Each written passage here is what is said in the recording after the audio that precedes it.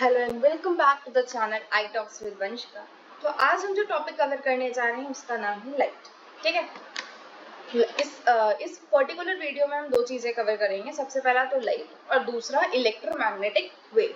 ठीक है, तो सबसे पहले देख लेते हैं कि ज्योमेट्रिकल ऑप्टिक्स क्या होती है। देखो, हमारे ऑप्टोमेट्री में बहुत सारी ऑप्टिक्स है, geometrical optics, visual optics, physical optics. ठीक है, तो सबसे पहले हम ज्योमेट्रिकल ऑप्टिक्स स्टार्ट करने जा रहे हैं।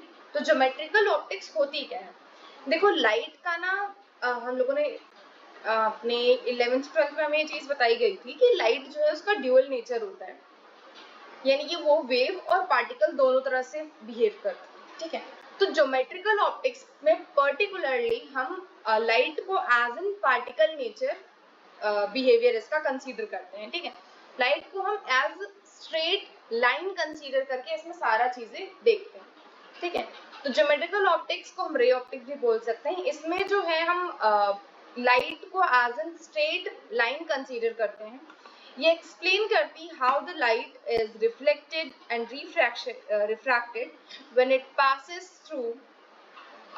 through a different media or strikes surfaces without considering the wave nature। यहाँ पर हम वेव नेचर कंसीडर नहीं करते हैं, यहाँ पर हम लाइट को एज ए स्ट्रेट लाइन लेते हैं, यानी एज अ रे लेते हैं और उसको रिफ्लेक्शन, रिफ्रैक्शन और बहुत सारी चीजें जो होती हैं उसको कंसीडर करते हैं।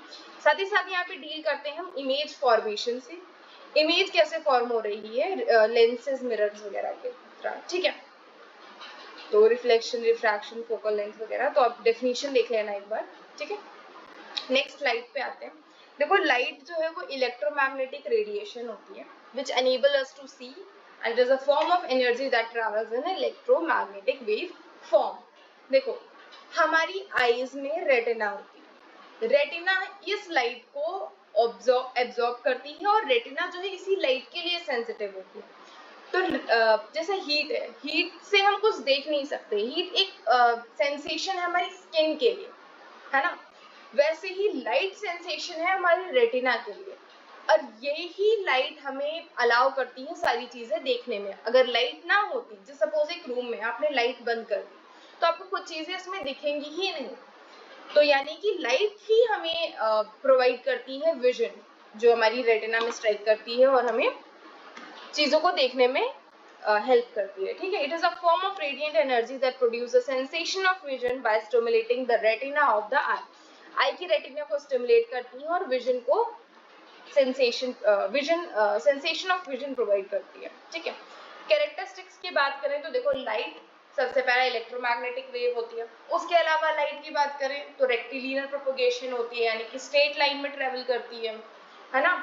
रेक्टिलिनियर प्रोपगेशन का मतलब है कि जैसे आप एक छोटे से रूम में, उसमें बॉल आपने स्ट्राइक करी, तो वो बॉल आपकी सारी दीवारों से टकरा करके वापसी से बार बार रिफ्लेक्ट होती रहेगी, है ना, अगर वहां पे वैक्यूम है तो। ठीक है, अब यहाँ पर जो प्रोपोगेशन होगा वो स्ट्रेट लाइन में ही होगा। वो अलग बात है कि वो जब स्ट्राइक करेगी तो उसकी डायरेक्शन चेंज हो जाएगी, बट वो स्ट्रेट लाइन में ही ट्रेवल करेगी। ठीक है, तो ये रेक्टिलिनियर प्रोपोगेशन शो करता है। प्लस इसको जरूरी नहीं है कोई मीडियम ही दो, अगर वैक्यूम है तब भी ये ट्रेवल करती है। सूरज से हमारे तक रोशनी कैसे आती है? बीच में तो वैक्यूम है, बीच में तो कोई मैटर है नहीं, तो इसीलिए लाइट को ट्रेवल करने के लिए कोई भी क्या कहते हैं मटेरियल की जरूरत नहीं पड़ती है। अब इसके जो क्या कहते हैं स्पीड होती है, वो मीडियम टू मीडियम वेरी करती है। अगर वैक्यूम की बात करें तो इसकी स्पीड जो है वो 3 × 10⁸ मीटर पर सेकेंड होती है, बट जैसे जैसे वो दूसरे मटेरियल में जाती है उसकी स्पीड जो है वो चेंज होती जाती है। जितना ज्यादा डेंसर मटेरियल होगा उतनी ही ज्यादा स्लो होती जाएगी हमारी लाइट की स्पीड। ठीक है, तो लाइट एक फॉर्म ऑफ एनर्जी है, इलेक्ट्रोमैग्नेटिक वेव होती है, स्ट्रेट लाइन में ट्रैवल करती है, इसको कोई भी मटेरियल चाहिए नहीं रहता, वैक्यूम में ट्रैवल कर सकती है। 3 × 10⁸ इसकी स्पीड होती है। डुअल नेचर होता है, यानी कि वेव नेचर और पार्टिकल नेचर दोनों शो करती है। Reflection, refraction, interference, polarisation, diffraction, ये सारी चीजें फिनोमिनाज हैं जो लाइट की वजह से होते हैं, either influenced by particle nature और वेव नेचर। ठीक है, अब ये सारी चीजें अगर आपको नहीं पता ये पोलराइजेशन, डिफ्रैक्शन, इंटरफेरेंस वगैरह होता है क्या, तो हम आगे इसको देखेंगे। ठीक है, नेक्स्ट वीडियो में। ठीक है, ये ट्रांसमिशन एब्जॉर्प्शन, रिफ्लेक्शन, ये तीनों चीजें डिपेंड करती हैं कि किस टाइप के मटेरियल में वो स्ट्राइक कर रही है, ठीक है। अगर वो मटेरियल पूरी तरीके से ट्रांसपेरेंट है तो वहां से लाइट ट्रांसमिट हो जाएगी, यानी कि पास कर जाएगी। वहीं ऐसा ऑब्जेक्ट है जो पूरी तरीके से लाइट को एब्जॉर्ब कर सकता है, तो वो पूरी लाइट को एब्जॉर्ब कर लेगा। रिफ्लेक्शन बैट मतलब ऐसी कोई लाइक मिरर, वो पूरी की पूरी लाइट को रिफ्लेक्ट कर देता है, ठीक है। तो ये ट्रांसमिशन, एब्जॉर्प्शन। तो नेक्स्ट आते हैं नेचर ऑफ लाइट। देखो हमने हमेशा से दो ही नेचर पढ़े हैं, पार्टिकल नेचर, वेव नेचर, ठीक है। तो वही दो नेचर्स हैं हमारी मॉडर्न फिजिक्स में हम यूज करते हैं। देख लो यहाँ पे ये पार्टिकल नेचर है, वेव नेचर है, ये सोर्स ऑफ लाइट है, ठीक है। यहाँ पर बैरियर लगाया तो पार्टिकल्स जो है वहाँ पे ट्रैप हो गए, और बाकी जहाँ पर बैरियर नहीं है उसमें लाइट आगे प्रोपोगेट होती है। और वेव नेचर में क्या होता है, अगर हम बैरियर लगा देते हैं तो लाइट वहीं से बेंड हो जाती है। लाइक अगर यहाँ पर वेव नेचर होता तो यहाँ से ही लाइट बेंड हो जाती इस तरीके से, ठीक है। तो light behave as a wave during interference, diffraction, polarization, and it behaves as a particle during photoelectric effects. ये सब होता क्या है, डिफ्रैक्शन, पोलराइजेशन, इंटरफेरेंस, पता है तो बहुत अच्छी बात है। थोड़ा मोटा भी आइडिया है ना, थोड़ा बहुत भी तो ये बहुत है, बाकी अच्छे से तो मैं आगे पढ़ाऊंगी, ठीक है। तो ये डुअल नेचर होता है और वेव और पार्टिकल दोनों की तरह बिहेव करते हैं। नेक्स्ट आता है इलेक्ट्रोमैग्नेटिक वेव। इलेक्ट्रोमैग्नेटिक वेव से क्या समझ रहे हो, वेव है, ठीक है। इलेक्ट्रोमैग्नेटिक, इलेक्ट्रिक और मैग्नेटिक वेव, ये दोनों वेव्स जब मिलती हैं तो उसे हम इलेक्ट्रोमैग्नेटिक वेव बोलते हैं, ठीक है। इलेक्ट्रोमैग्नेटिक वेव हम लोगों ने क्लास 12th में भी पढ़ रखा है, याद होगा तो बहुत अच्छी बात है, ठीक है। तो सबसे पहले electromagnetic wave are the waves formed by the oscillating electric and magnetic fields that carry charges through the space without the need of material medium. इसको किसी भी मीडियम की जरूरत नहीं होती है, वैक्यूम में ट्रैवल करती है। इलेक्ट्रिक और मैग्नेटिक फील्ड दोनों ही साइमल्टेनियसली ऑक्सीलेट होती रहती हैं एक दूसरे के परपेंडिकुलर, ठीक है। ये देखो, ये वाई एक्सिस पे आपकी जो है वो इलेक्ट्रिक फील्ड है, जेड एक्सिस पे मैग्नेटिक फील्ड है, और एक्स एक्सिस की तरफ जो है लाइट propagate कर रही है। E is perpendicular to B and they both are perpendicular to the direction of propagation. Transverse wave है, यानी कि perpendicular है to the direction of propagation. Vacuum में ट्रेवल करती है, 3 into 10 की पावर 8 मीटर पर सेकेंड इसकी स्पीड है। चार्जेस को वन प्लेस टू अनदर लेकर के जाती है। देखो जस्ट सपोज एक आपके घर पे लाइट जल रही है, ठीक है, उससे आप 10 मीटर दूर जाओगे आपको लाइट दिखेगी, 100 मीटर दूर जाओगे आपको लाइट दिखेगी, बट उसकी जो इंटेंसिटी है वो धीरे धीरे कम होती जाएगी, ठीक है। उसकी जो ब्राइटनेस है वो धीरे धीरे कम होती जाएगी। अब जब उसके 10 मीटर पे खड़े होगे तो वो अच्छी सी चीजें दिख जाएंगी, और वहीं दूर जाते जाओगे वो ब्लर उसकी डिम होती जाएगी लाइट, ठीक है। तो यानी कि वो जो अपनी एनर्जी है वो पास करती है पार्टिकल्स के थ्रू एक जगह से दूसरी तरफ, ठीक है। और ऐसे भी आप समझ सकते हो कि वो सन से लेकर के एनर्जी हमारी अर्थ पे आ रही है, तभी तो हमें चीजें दिख रही हैं, साथ साथ हमारी फोटोसिंथेसिस वगैरह हो रही है। ये सारी चीजें इसी वजह से हो रही है, क्योंकि ये जो है एनर्जी को एक प्लेस से दूसरी प्लेस तक लेके जा सकती है। एग्जाम्पल्स की बात करें तो radio wave, microwave, infrared, visual waves, ये सारी चीजें आपकी इलेक्ट्रोमैग्नेटिक वेव्स में आती हैं। अब इनमें से हमारी ऑप्टिक्स में जो काम की चीज है वो है विजिबल वेव्स, और बाकी की जो वेव्स है वो भी हमारी डेली लाइफ में कहीं ना कहीं काम आती हैं। ये पूरा हम जब इलेक्ट्रोमैग्नेटिक स्पेक्ट्रम पढ़ेंगे नेक्स्ट वीडियो में, वहां पर देखेंगे। नेक्स्ट वीडियो में हम जो कवर करेंगे वो होगा इलेक्ट्रोमैग्नेटिक स्पेक्ट्रम और साथ ही साथ थ्योरीज ऑफ लाइट, ठीक है, जो मेन थ्योरीज हमारी हैं वो हम कवर करेंगे। उसके बाद आता है इलेक्ट्रिक फील्ड। इलेक्ट्रिक फील्ड को हम ई से रिप्रेजेंट करते हैं। इलेक्ट्रिक फील्ड होता क्या है, जस्ट सपोज एक चार्ज है, जैसे ये रहा आपका एक चार्ज, तो ये चार्ज ना एक फील्ड को प्रोड्यूस करता है, क्योंकि ये चार्ज है तो ये एक इलेक्ट्रिक फील्ड को प्रोड्यूस करता है। अब उस इलेक्ट्रिक फील्ड के आसपास अगर कोई दूसरा इलेक्ट्रिक चार्ज आएगा तो वो एक इलेक्ट्रिक फोर्स को महसूस करेगा। जैसे ये प्लस है और ये माइनस है, तो क्या होता है, जो चार्जेस जो इलेक्ट्रिक फील्ड है वो प्लस से बाहर निकल रही होती है और माइनस में उसकी तरफ आ रही होती है।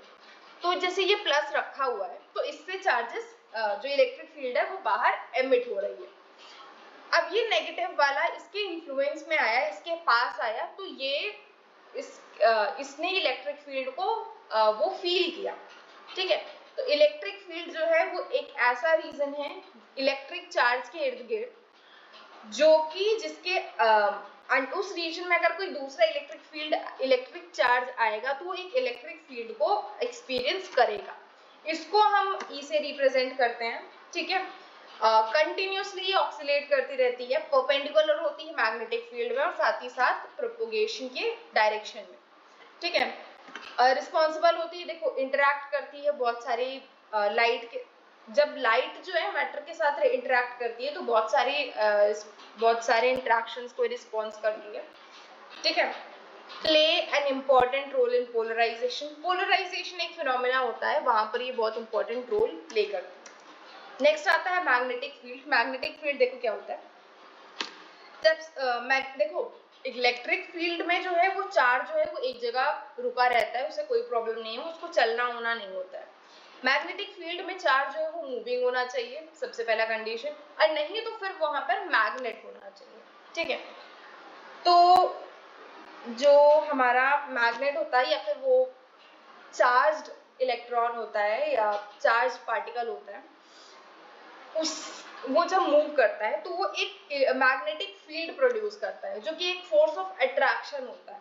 तो उस मैग्नेटिक फील्ड के आसपास अगर कोई ऑब्जेक्ट आता है या कोई लाइक जो इलेक्ट्रिकल मैग्नेटिक कंडक्टिंग बॉडी आती है, जैसे हमारी आयरन की हो गई या फिर कोई दूसरा चार्ज आता है, तो वो फोर्स ऑफ अट्रैक्शन या फोर्स ऑफ रिपल्नेस फील करेगा डिपेंडिंग ऑन द वो पॉजिटिव है नेगेटिव, उसका नेचर क्या है प्लस उस चार्ज का क्या है, ठीक है।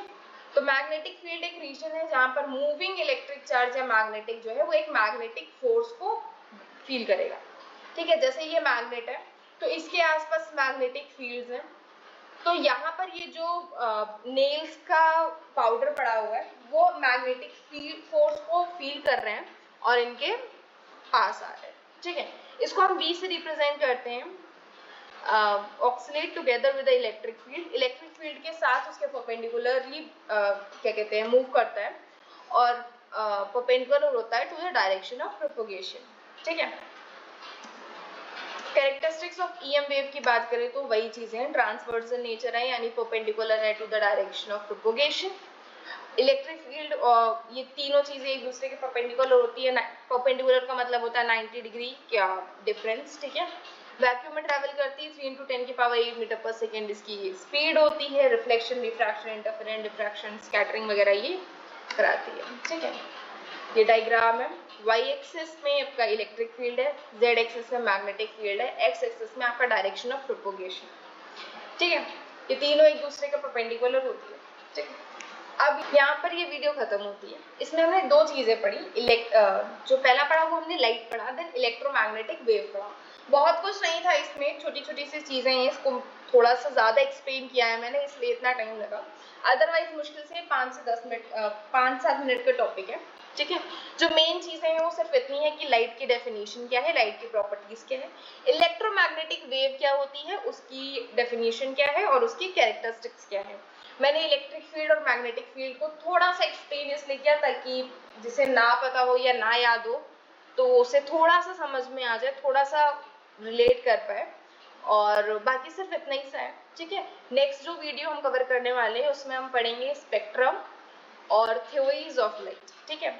आई होप इसमें जितना हम लोगों ने पढ़ा उतना समझ में आएगा, और नेक्स्ट वीडियो में फिर